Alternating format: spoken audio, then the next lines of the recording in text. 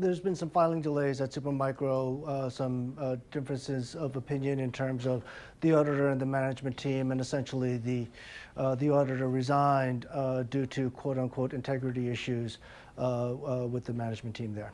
And this isn't like Joe's CPAs. This is Ernst Young. Right, this is a big deal. Resigning, and this does not happen often at all. So what's Ernst Young saying about why they resigned? Well, you know, in the AK filing, essentially Ernst Young is saying that there were some differences of opinion, and they didn't think that there was enough transparency from the auditor committee, as well as integrity issues from the auditor committee. So look, quite frankly, it's the first time I've ever seen language like that.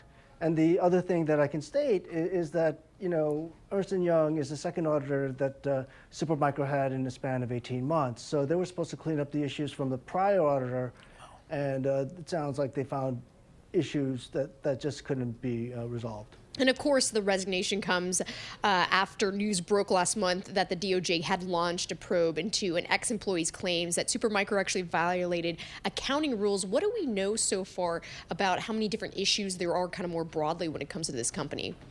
Yeah, so not much news has come out of the DOJ probe, but it is bringing up some older issues that caused their delisting roughly 3 to 4 years back.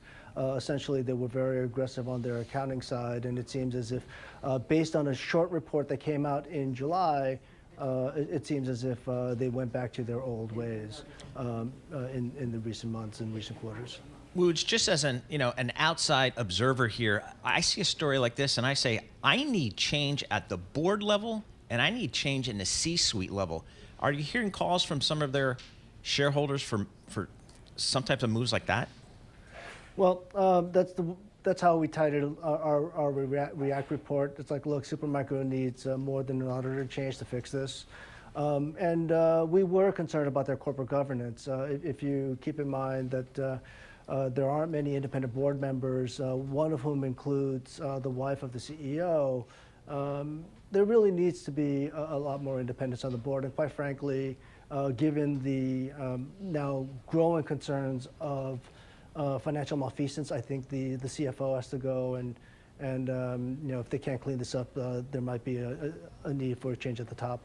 Paul mentioned the stocks ping that we've been seeing in it so far today, down over 30%, on pace for its worst day since October of 2018. From a technical perspective, how much more pain do you think there is to run here? Well, the question is you know, are the revenues real? I do think that the revenues are real. I don't know how real the profitability may be, right? Because there are multiple ways to probably manipulate the numbers. The one thing that we wrote is that you know, the near-term deals are probably intact because it's really tough to switch vendors for an AI deal. But longer term, there are going to be downs in terms of order activity and working with Supermicro. So it's going to be the future outlook going forward that could be at risk and could drive the stock going forward.